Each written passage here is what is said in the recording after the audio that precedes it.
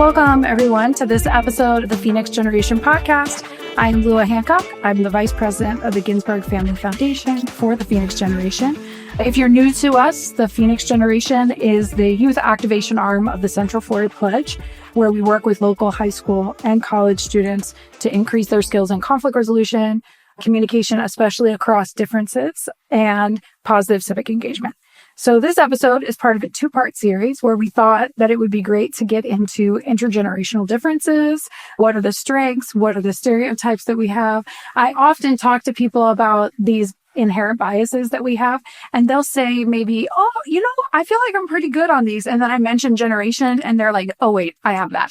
I have that. So I thought it would be really good, especially right now. There's 5 generations in the workplace for the first time, kind of in our lived history. And then also, obviously, in your home, there's multiple generations, potentially in your neighborhood, in your churches. So let's be real about kind of what we wish we knew, what we know about ourselves. So yeah, these are all Central Florida leaders in some way, all of various generations. So great. We will start with Faye. If you'll tell us a little bit about yourself, your age, and your generation. Okay. Well, hi, you guys. My name is Faye. I am a 17-year-old senior at Trinity Prep, and I am a Phoenix Fellow. So I'm part of the Gen Z. Yeah. Great. Thanks. Daniela? Yeah. Hi, I'm Daniela. I'm 80 and a half. I hate to say that. I'm kind of at the beginning of the boomers and the end of the silent generation. I was born in 1945 in Italy, the day that the war ended. The peace treaty was signed, which makes me proud of it. It's a whole new year, lots of hope for the future, and I'm glad to be here. Thank you. Thank you. King. Yes, indeed. I am Dr. King McCray. I am a serial entrepreneur. I'm 38, so I'm that good old millennial that has probably been through all the different phases and stages right now. So I got a little bit of wisdom, but still got time to go. So that's me. Awesome. So on the personal part of me, outside of being the podcast host, my name is Lua. I recently turned 50. So I am Gen X. I'm also a mom of an 18 and a 20-year-old who are both Gen Z. So that has been interesting. And I spend almost all my time around Gen Z. So, so that's been fascinating. Just a little piece of data for this group. So right now, the baby boomer generation, most of the generations are about 20% or so of the generational spread. It used to be the boomers were much, much more, but as that moves along. And the silent generation is right now 4.48% of the population. Way to hold it down, Daniela. We're dying off. What can I? No, living long is strong. I thought we would kind of get into it. I have a little more information about each generation and what data has shown us, but today we really want to spend some time thinking about what our thoughts are. So let's start by asking anybody who's willing to go first, what is a stereotype about your generation? Do you feel that any of that is true, and why or why not?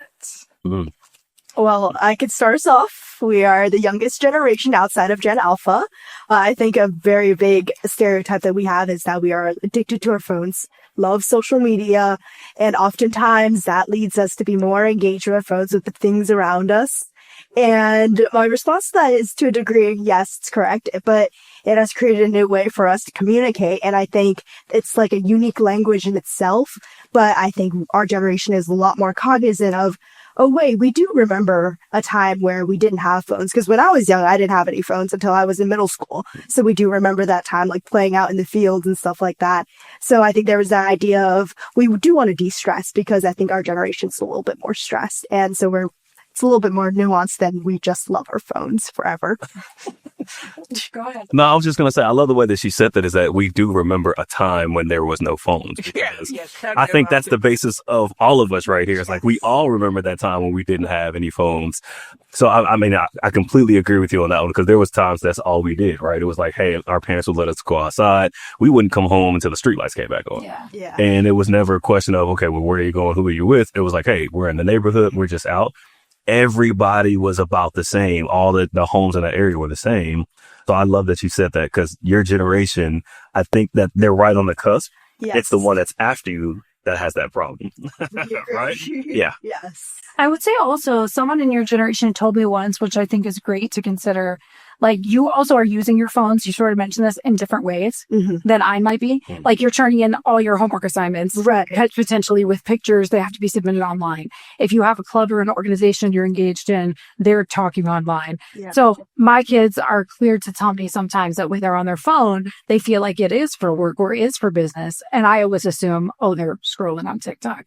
The other thing I'll say is I find that there's a lot of diversity within generations as well, because like my dad, who I love, who is a boomer, is on his phone often. And so I think this is a little bit of a problem that all ages might have, is the way that we use technology. Yeah. Yeah. It's also the way to communicate. Because if you look about, I mean, there is less and less one-to-one communications and, technology is taking over, which of course brings to alienation. Yeah. Tell me, Daniela, I find this interesting. Like when I was in college was the first time that we got email, for example. That does make me feel old. See? So email came out. I was dating who is now my husband. He sent me an email that said, don't worry about emailing me back. This will never last. So I wish I had it, but he emailed me back. So I remember this time when these different technologies came on board. But for you, Daniela, that's just a whole different thing even. Oh, it's totally different language. I mean, you were talking about, remember a time without cell phone. I remember a time when you had a wall phone. And your parents were on your case because you were talking for hours with the only phone in the family, Yes. Yeah. But it's interesting, to me, I feel dinosaurs sometimes because the way of interacting is totally different. Like today you send me an email and I don't even look at my email. I've got so much junk there that it drives me crazy, It's so, yeah, it's, what I missed, honestly, it's the community, the human interaction. And I think it's something that people my age needed because it's part of us, how we interact, our minds grow and we get the closeness that TikTok or Zoom doesn't provide. Yeah. I mean, she makes a very valid point because I think that's one of the things that my wife and I are going through right now with our kids. So we have two 17-year-olds. So, Wow. two 17-year-olds, a 9-year-old, and a 4-year-old. Well, the 9 and the 4-year-old are heavily tethered to electronics, right? Video games, iPads. They're riding in a car. We're just going somewhere simple like Publix, or we're going to go grab something to eat. Our 9-year-old say, I'm bored. Can I use your phone to go watch a movie? Like we're literally going 5 minutes down the road. So they're heavily tethered. So they're not getting that connection to where they can say, hey, I just want to, chill with my friends. I want to go outside. And so now we have to push them to that. Whereas for us, right, us growing up, it was, listen, I'm ready to do my homework. I can't wait to get outside and I won't see you until I come back for dinner. Sure. But tell me one thing. I mean, I see that in my grandkids too. Everybody's terrified of being bored. What is this? Come on, take a crayon, do something. Yes. You know what I mean? Yeah. I mean, I don't know, maybe I'm wrong, but I have this impression that the expectation is that you have to be amused by something outside yourself. And I think that's a really good point, but I think it also means that like for us to be bored means to reflect on what we're doing in our lives and the things, and especially you're born in a place where there's so much entertainment, you tend to attach yourself to that and that becomes part of your identity. Like I'll make an example, like I run in a barn and there's this little kid that comes every week following his sister, and he's like, he doesn't ride horses, but he's just there with his phone. He likes to call people and they like to play games together online. And that's just become who he is. Like, what are your hobbies? I like to play games with my friends. Without it, like, who are you? So I think there's a bit of that too in there. Yeah, I think as we grow, we've seen that younger generations are starting to lose out on that imaginary piece, right? They're not having that vision of how we used to be with like, hey, if we're just our only child, we were playing with our toys. Like that's what we had. Those were our friends. That was our teddy bears. Yeah. Or if we had siblings, we were playing with our siblings on a consistent basis. But sometimes in some of these families, these age gaps are so wide that they have to find a place for themselves. Like I said, we have 17-year-olds and then a 9-year-old. That's a huge age gap. Okay. Then we have the 9-year-old and the 4-year-old, a little bit of an age gap there. Sometimes they'll play with each other, but of course it's like, hey, I hate my big brother. I hate my little brother. Leave me alone. Yeah. So, the being alone portion of it that's understandable for some of them, but it's and I hate to say this because I know it's not like this for all kids, but the reality is the lack of imagination and not being able to find self-sufficient ways to entertain yourself without being so heavily tethered to electronics is what could tear the next generation up. Well, I also feel like, though, that there is some decent amount of awareness of that. Like, when I talk to people in your generation, they know this. They know the difference between being on my phone and, like, brain rot being on my phone, right? Yes. They can articulate this difference. They can articulate the downside of technology. Like, they're not, unaware of this. I also think, I do have concern about people being on technology a lot. We used to, even my kids would comment when we would go to dinner out somewhere and all 4 of the family members, the parents and the kids would all be on their phone or iPads. We were like, that is such a shame. Like, we all kind of knew that. But I also think I watched my kids, for example, growing up and still now in 20s, loving like Minecraft, and they created entire worlds, So there was some creativity that was there, and it was, really interesting. And they would live so much in that world that even one of them came in one time upset because the other one had slaughtered his chickens in Minecraft. It just became the way that they do everything. But let me ask the same question to you, King. What do you think people think about your generation? And is it correct, or in your view, or not? So some of the things that I would say is that we are self-entitled and impatient in our generation. And I believe to a degree that is absolutely true. Okay. Because you got to think about it. We are that generation, like I said earlier, that went through various stages. We went through the .com era. We went through the 2000, Y2K. We went through the 2008 crisis. We went through COVID. And it's like, hey, we've been through these different things. I'm not entitled. I just have seen it, done it all. So give me what I'm worth, right? But because we're coming behind the baby boomers of the world, and you guys are not dying off, but because they are aging out, with our species. But because they are aging out, millennials feel as if, okay, well, they're going to be gone. Let me just slide into that position. That shouldn't always be the case. You still got to work for it. You still got to earn it, right? So that is what I would say is, just 2 of the main stereotypes. Are we impatient? Absolutely. We want to get everywhere fast. We want to, figure out everything quickly. But the one thing that I put back on people is that the millennial generation is the first generation that had to figure out how to grow wealth quickly, how to figure out mental health very quickly, and then also how to figure out technology quickly, because all of that was thrown at us very quickly. Yeah. Well, and I think, again, the mental health thing impacts all ages. I think, and there is a lot of stress on this generation. My son is, my youngest one is just a year older than you.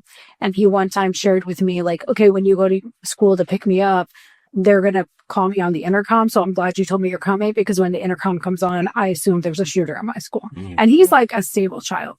That broke my heart, because I thought that's just a level of anxiety that this generation is living with, that we sometimes give them a hard time about, you know what I mean? So, but I also know that your generation is lonely. So the mental health stuff is so interesting, how it's showing up in each generation, and how we judge other generations for their mental health stuff, but we all have it. Like, yeah.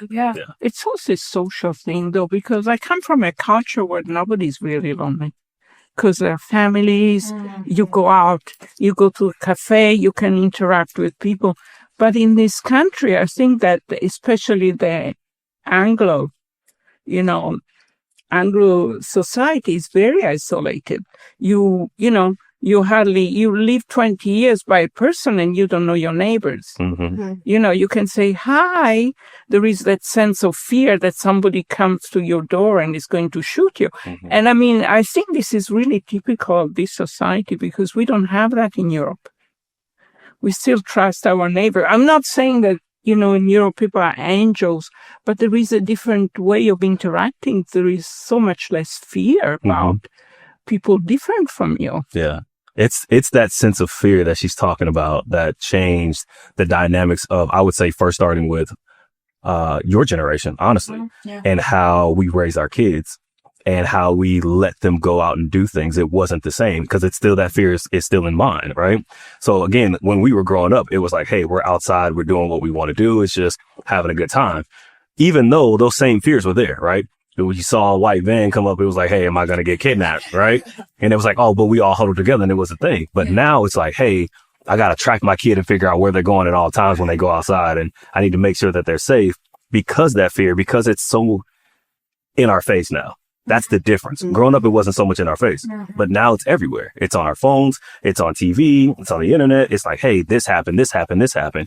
We didn't know about all those plane crashes and things like that happened, kids getting kidnapped and all that stuff, these murders that happen. But every time you turn on the news, it's like, I don't want to see the news anymore because all these things are there. I only have 5 minutes of news in the morning and that's it. And that's it. Yeah. And most of the time, I just want to watch the weather. Hey, what's it going to look like outside? They don't know anyway. Doing your best. I feel like that's the one profession you can actually lie in, and it's okay.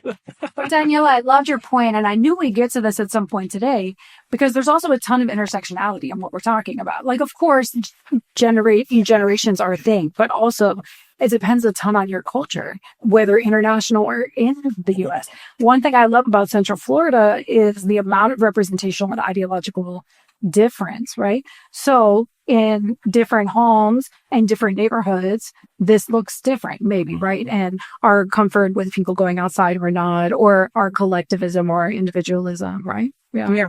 Interesting. So what do you think people think about your generation, and are they right? I think that there is this misconception that we were all doing pot and drag, convents.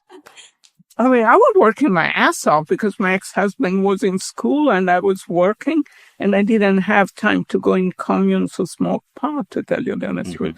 And I don't know if you guys understand that we were honestly socially engaged and we were fighting for a new world order, for equality and things like that. I mean, I am a social worker, and once my daughter, who is your age incidentally, went around saying, Mom, all my friends' mothers are social workers. Because that was the conception, you wanted to do something for humanity. You wanted to do something for the society. And that's why maybe that we don't have that much money, not as much money as you, because our emphasis wasn't so much in earning and be rich, but it was more like in community work and, Do you think that was like a collective of all your generation was for each other? For a betterment of humanity. I think that's what's really, there was a war, there'd been a war, and we were brought up with parents who knew what war was, what distraction was, and then there was the Vietnam War, which was a more insensical war. So there was a reaction against the brutality and this greed and this aggression, and that's where, and I think I'm very proud of my generation because that's a lot of us, what we were from. Yeah, that's so interesting. I think, like you said, we underestimate that. And I'm thinking my parents are your same age.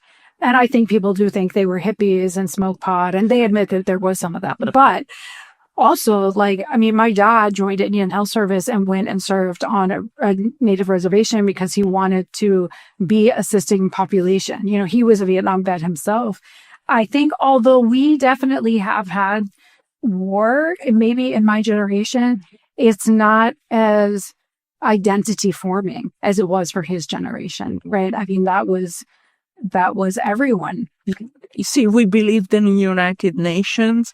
We had hope for the United Nations. We were hope for the international law. Nuremberg was done because all the nations of the world united and wanted to persecute people who created such genocide. Right now, it's all gone to the dogs. How does your generation feel right now? Very, very sad about that. And I don't know so much in this country because in Europe, the war was in Europe. So it was really formative for us. In this country, it was more like seeing through the movies and things like that. And of course, there were a lot of veterans who went there. but the country itself was not into it, was not living with the fear of bombing and genocide and stuff like that. So we really hope for that. I don't know if this country had the same perception of it, because I came here late in life, so I don't know. But for us, it was a real hope to have a government of all the people and, all united and have this really, these principles. There's some data that shows that your generation and the one after you feel more like this responsibility for each other potentially, or at least some studies have showed the balance of being able to feel like I could be successful and I could help people, right? That those don't have to be interchangeable, like, one over the other. Right. Yeah. What are your thoughts about that? I think it's pretty accurate on how I would say that we have a very great, a look on what we want, and whether that be for our individualistic goals or with the community.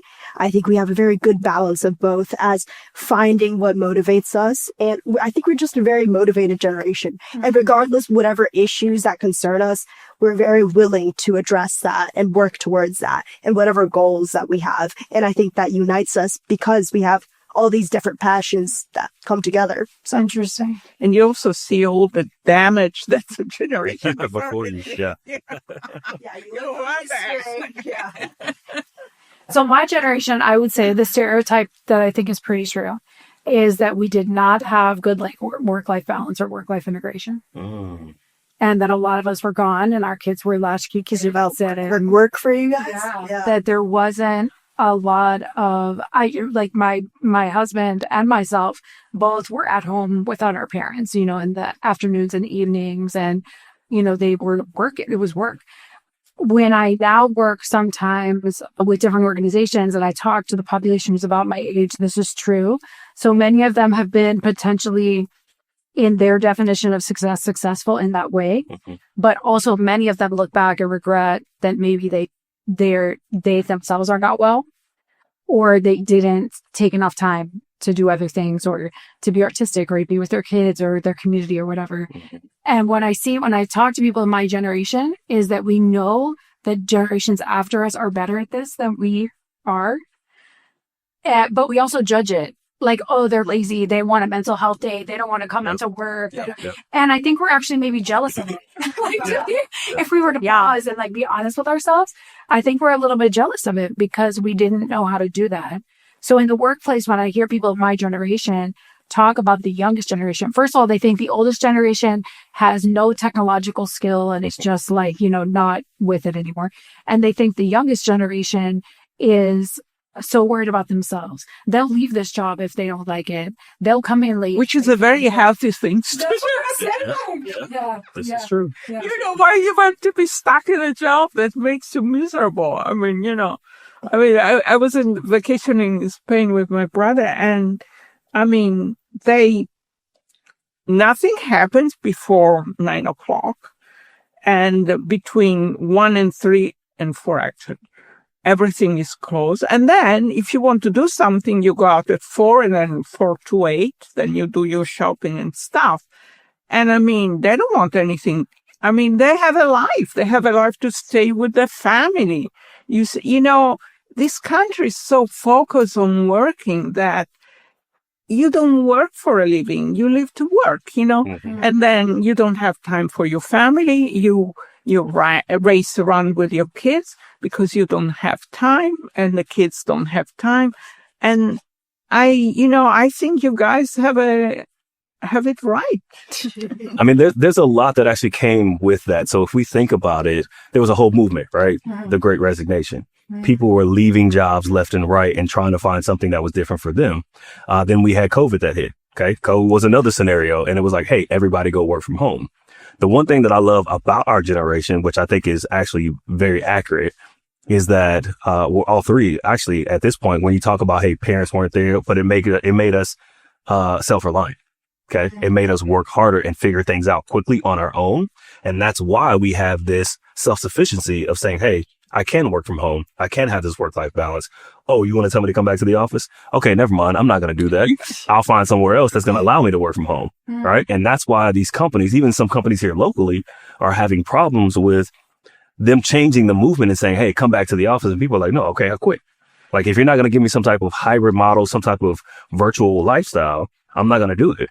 In all three of my companies, all of my employees are 100% virtual. We have no brick and mortar, but I see them work, and it works well. It works well. You know, when you make people happy, they work better. They have still this old-fashioned capitalist thing, you know, the whip. If you whip people, they work harder. You kill them. Yes. Well, I would say with what you're saying, it's interesting because my brain is agreeing with you. And part of my generational imprinting is going, that is so lazy and disloyal. Like, give yourself to the office and respect your company. You know, there is something different. But there is no loyal. Yeah. You know, you talk about loyal to the company kick you to the curb. I mean, companies are not loyal anymore. You know, they're not. Were they loyal before? I doubt it. Right. But anyway. Right. Which is funny because she'll even agree with you. I don't know what it is about my generation that we just, I don't know, had this unhealthy, I don't know, belief that like sacrifice, but not healthy sacrifice. You know what I mean? Like, oh, you just got to, for some reason, we just love being miserable and then talking about all the reasons why the system makes us miserable as opposed to doing something about it. Do you have to be in where you're like, okay, cool. In the situation, I don't need to go to work. It's great. Somebody come back, I'm not coming, you know? It's called learned helplessness. You know, you're in the system and you cannot see anything outside that. Yeah. So you learn to be unhappy and being unhappy becomes a way of life and, you know, becomes a chain and you don't want to break away from it because you're afraid of being happy. You know. So I might need a minute.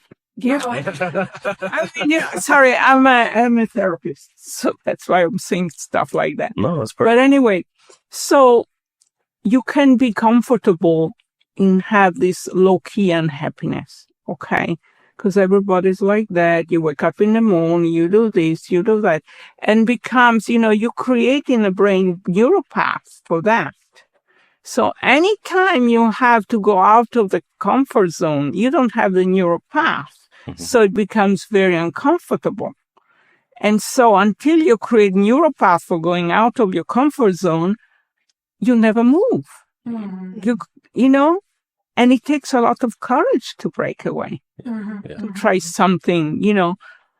You don't know the result. If you don't have the models of being happy, you're not going to be happy because you don't know what it is. That's a really interesting point because I was really curious about this because your generation is obviously midlife right now. So have a lot of you guys gone through like more of a severe midlife struggle, you would say, because you kept at doing the same thing? Or have you just still stuck at what the same thing is? I think that, and especially I spend a lot of time around women, right? Like as a mom and I have close friends. So I'll tell you like, that's the narrative I know well, right? Which is like a little bit of a martyr narrative, right? Like, and some of it I do believe is true. I do believe we're given more of the emotional work at home and at work, honestly. So there is some of it that is true. But I think also when we say like, we're tired, you know, we just have to do this. And people give us suggestions and we would say, as opposed to what? Like, this is just what I have to do. So there's no space for us to decide, no, actually, I'm going to be in control of my own destiny and I'm going to shift it in some way. I'm just going to switch companies or I'm going to, is much harder for my generation. And we say that from a positive space, right? Where we're like, we're loyal. We're more, you know what I mean? So, yeah, I don't know. And I would say that actually, though, also some of us have come around to this to realize, I think sometimes, and also, by the way, when you study intergenerational theory, they also tell you that a lot of this is also just a different phase of life. So always we've judged youth. Like no matter what, you know, every generation has judged younger people in some way. So I think it's interesting also when you reach this stage, I don't know how much of this is generational or this stage where my kids have just moved out of the house and whatever. I have a lot of friends who are now like, who am I? Like I've given my whole life to my kids, and by the way, in a way, maybe overboard that my kids didn't ask me to do. So yeah, I think it's an interesting, like, sacrifice, but like without thinking you could do it any other way. Yeah. I remember going to a seminar and we were put into different groups, and the groups were given a title, and my group was the Strong Martyrs. Right? Totally. Exactly. That's me. You know.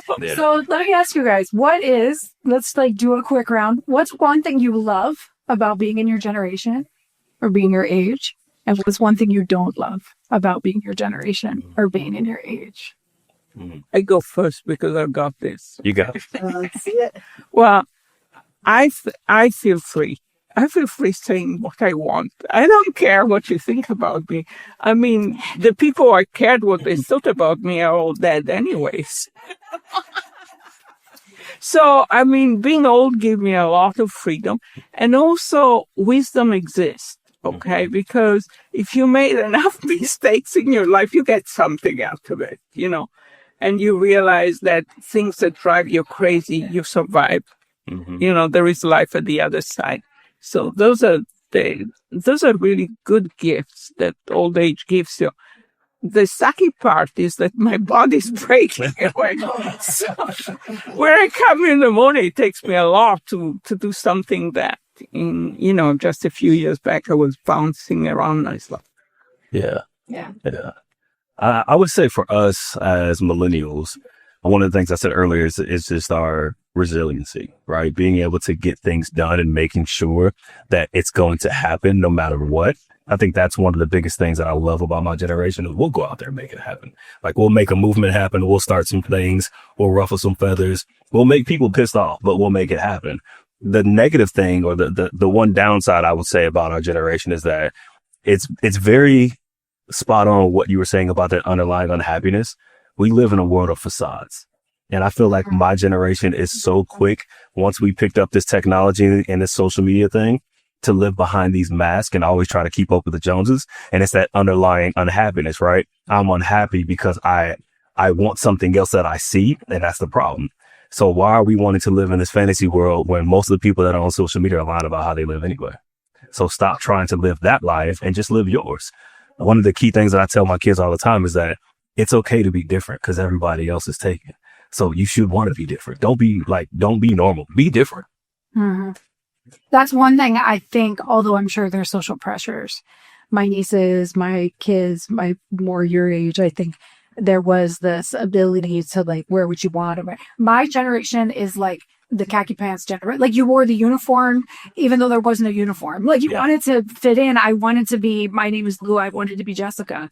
Every girl in the 80s that I knew had a side ponytail was named Jessica. And that's why, like, that's how old I am. That's what I wanted. So, but I would say one thing I do love about my generation is I think there is some benefit in the fact that we worked hard and we did it from a place genuinely of wanting to be of service to something. You know what I mean? It wasn't just like all sacrificial. Some of it was like, yeah, I really believe in the fact that it's my responsibility to give it my all in some ways. The downside to that is there are ways mentally and physically and relationally that did not serve us. But I think there's some upside too.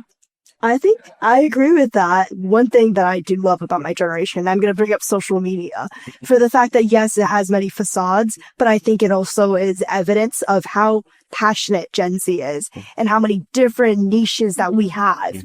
And like, there's not one place, everybody's feed is different and customized. And while that might be like algorithms, but that continuously like inspires us to do what we want to do, to try new things, to go to Kyrgyzstan. That's currently the trend going on in social media right now.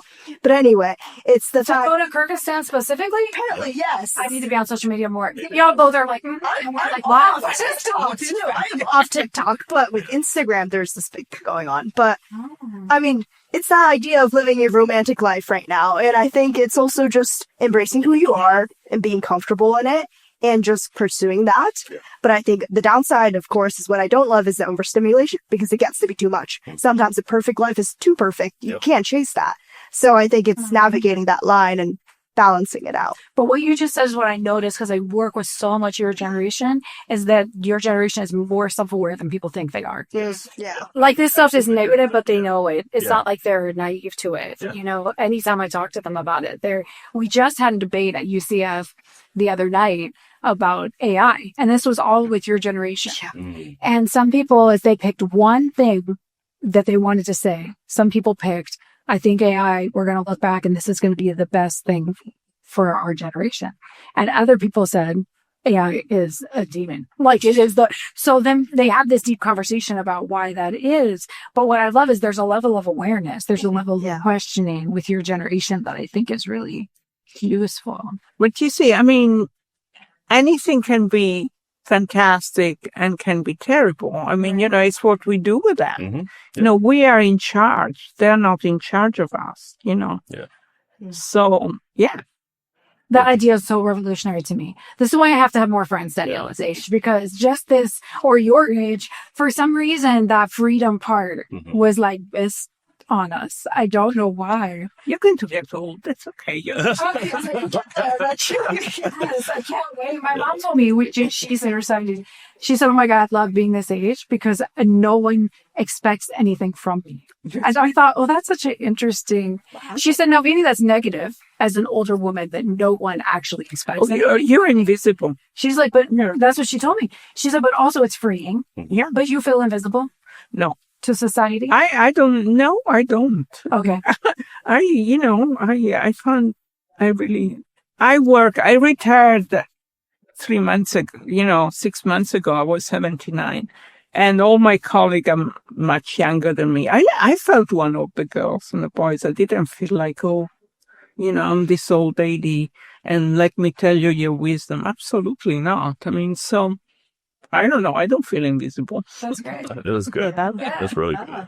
So tell me if anybody's willing, a stereotype that you have about another generation, and then maybe if that person is here from that generation, they could speak to that. Anybody willing to share one that you...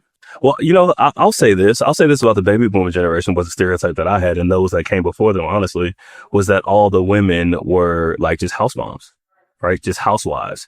But hearing you today say that, hey, my husband was studying and I was working, and she said I was kicking ass. That's what she said. And that was like, okay, you know what? That lets me know that, hey, that stereotype is out there, but there, as I think about it and going back through history and just thinking about women in general and just kind of seeing that path of resiliency and trying to figure out how to make it work, there were a lot of hardworking women from your generation and before that kind of spearheaded your generation to where you are now, and then to your generation, which I'm sitting in a room full of women here. So it's like you guys are breaking through that glass ceiling, and I am so very proud of that. Yeah. One thing about my generation was that traditionally we were not brought up to work. We were brought up to be housewives. That was the 50 idea. Mm-hmm. But the reality was that life changed. And so you had to go out and work. You have to support your family. And at the same time, you had all the traditional roles. So we really had the worst of both worlds. Well, this point you brought up, I love, because it's helping me understand better. Like, I think my mom, Daniela, raised feminists. Yeah. So maybe this is why we're a little, like my mom made a point once that I love, that she said, I raised my daughters to act stereotypically like men, to feel strong enough, to feel ready enough. And I raised my men to feel stereotypically, my sons, in touch with their emotional side. Because I thought if I overcorrected society, maybe y'all would land about right. And I love that, by the way. That's been very cool. But that helps give me insight too. I would say your generation is very stereotyped. There's even a boomer thing, right? So what does that mean when your generation says, hey, boomer? So out of touch with reality, I guess, and confused. I mean, I think it's a stereotype with old age in general, just not understanding, not keeping up with the current society and issues that are relevant to us, I guess. Well, let me tell you one thing. there is a change in the brain, how the brain works. Because we were brought up with learning the concrete things and then the abstract came after. You were brought up on jumping into the abstract. So in order to do that, your brain is flaring up much faster. Okay. But at the same time, you don't have the connection between the concrete and the abstract. Okay.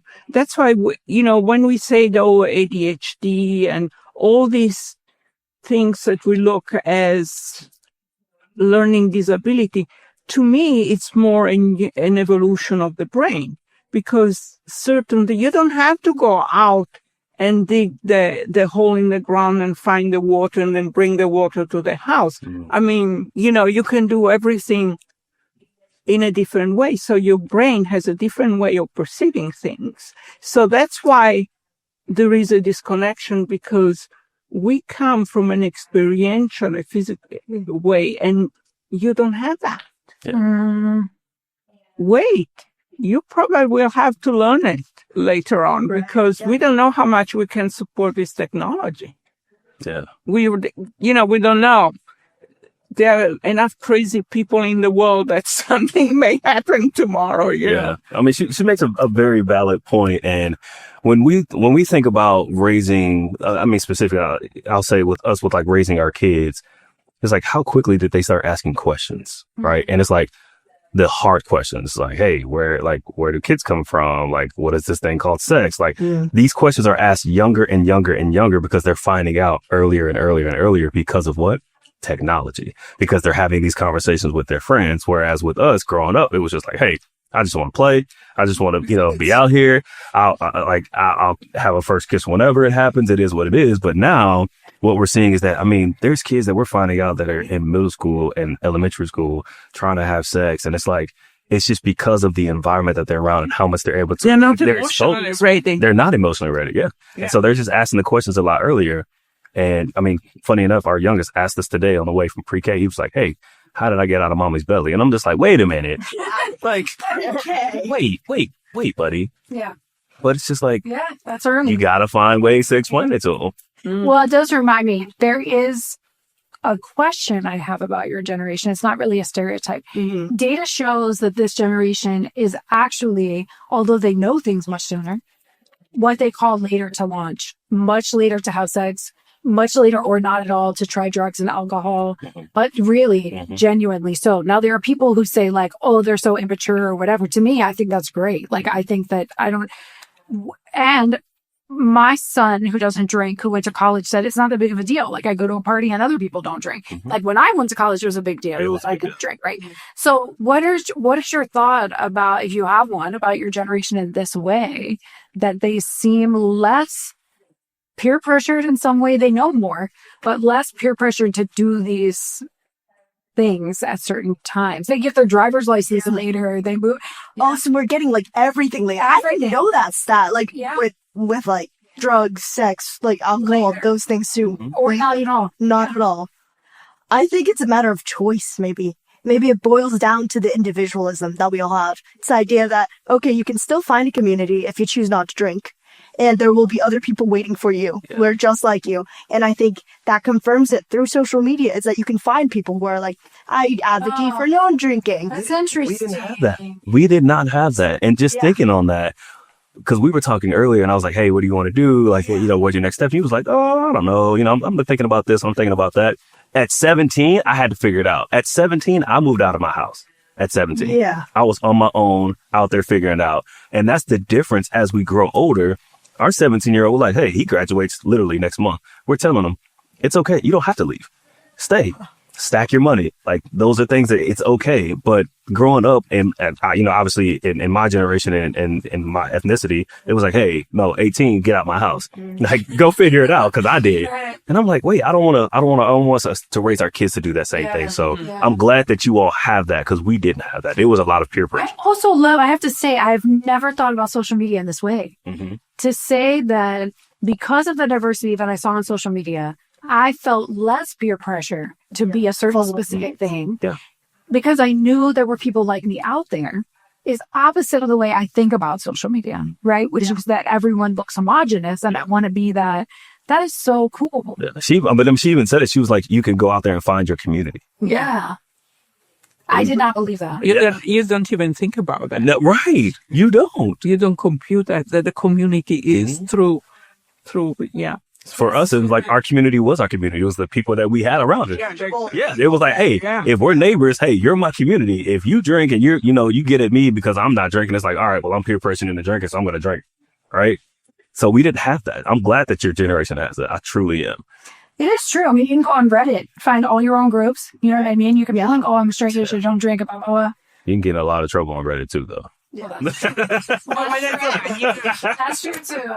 That's a problem with freedom. You have a choice. Yeah. And you have to be more discerning. Yeah, I love this. Okay, so I knew this would happen. We're running short on time. I did want everybody to be able to make a last statement, not to be like dramatic, but I am curious, and I think there's individualistic difference, but maybe there's also generational difference. Give me your 2-minute answer. Like, what do you worry about in the world, and what are you hopeful for? What's next? What do you think about of the future? Maybe we'll start with our wise elder. Oh, the wise ones? Yes. Okay.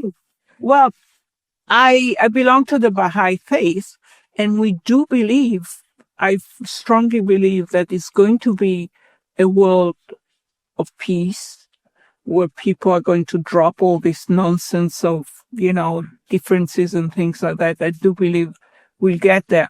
But in order to go there, we have to work now in order to achieve that. It's not something that will come with, the Messiah on the cloud and the trumpet and thing. I think that it's going to happen, but I have to work for it.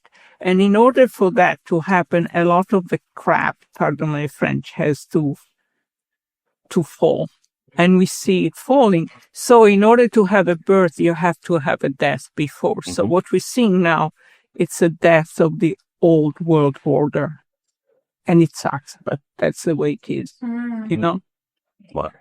Yeah. I mean, to say for not even speaking for my generation, just my personal beliefs, I think we'll be perfectly fine. I do believe it's going to get worse before it gets better. That's just the norm because we have a lot more to learn and go through, but there's unity and purpose. Okay. And we are purposeful, driven individuals. We were talking a little bit earlier about AI. AI doesn't scare me. And maybe that's because I'm a financial strategist and an economist. And I just look at the numbers and I'm like, well, it doesn't make sense. If AI takes over all of our jobs, then no one's going to be working, which means nobody has any money, which means nobody's going to purchase any products or services. Let's just make it make sense. It does make sense. But again, it's going to get worse before it gets better, but it will get better. Like you said, peace is coming. It's going to take your generation to actually mold that all together. But I definitely think that peace is coming. I think that we will be perfectly fine. It's just going to take us continuing to understand that we are one people and we can't do it without each other. Yeah. We just can't. We simply can't. Such a waste of time. Yeah. Yeah. And again, I don't know how much this is from my fundamental belief in my religion, my age, my generation. But I do genuinely believe that throughout history, there has been this truth that we are, anything that's hurting some of us is hurting all of us in some way. Yeah. So I think we're figuring that out, together as a humanity. I would say I have learned to hold two emotions at the same time, which I didn't used to think that you could do, right? But I've learned that I can be sad, which I am, for some of the pain that's in our world that I think is real. I have a friend who just Baker acted her child, because of mental health issues. I feel for this. There's people in our societies, in our neighborhoods who don't have food tonight, these type of things. I also can feel extreme optimism that when I talk to humans, I feel like we could figure this out if we put our minds to it. I genuinely do. And it helps that I work with a lot of youth. So I think that, brings me a lot of new, fresh perspective. I'm always curious. I'm always learning because of that. So I think it puts me in an optimistic space. I like what you said about the emotions, because I think Gen Z as a whole tends to be more emotional and in tune with what we're feeling, whether that can be positives on the new great things that are being discovered or the negatives of like political violence, for example, that happens in our society. And especially with our outreach with news and how in touch we are with specific details, because we're so focused on so many different things that it can impact us and stray us away from our mission, our purpose, and our goals to do good in the world, you know? So I think it is a matter of staying on track and not being too distracted, but being aware, I think. Aware. Yeah. I love this. Well, I'm so grateful for this space today. I think that for some reason, intergenerational stereotype and even outward negative comments is something that we still accept. Yeah. You know, we wouldn't do that in some of other categories in our world, or at least we wouldn't do it in public in front of other people. So I think that being able to talk about it is really important. And maybe even if that just helps our listeners to be a little more mindful of the fact that, you know, in diversity, we should be looking for the strength and not the downside, right? Not the old boomer and that this generation doesn't care and your generation is, you know, self-centered. Man, I just want all of it. But instead to think about what asset this diversity brings to our society. So I'm super grateful. Thank you, Daniela, King, and Faye for being with us today. Plus, I feel like we now made friends for life. Yes. It has changed the way I will think intergenerationally. So I'm super grateful. So please make sure that you listen to the other half of this podcast, whichever half you listen to it in. The other half of our podcast will be some people who have some academic and lived expertise in intergenerational theory. And yeah, thanks. I'm glad that we're all here making Central Florida better. So appreciate you. Thank you. Well, thank you. Thank you. Thanks.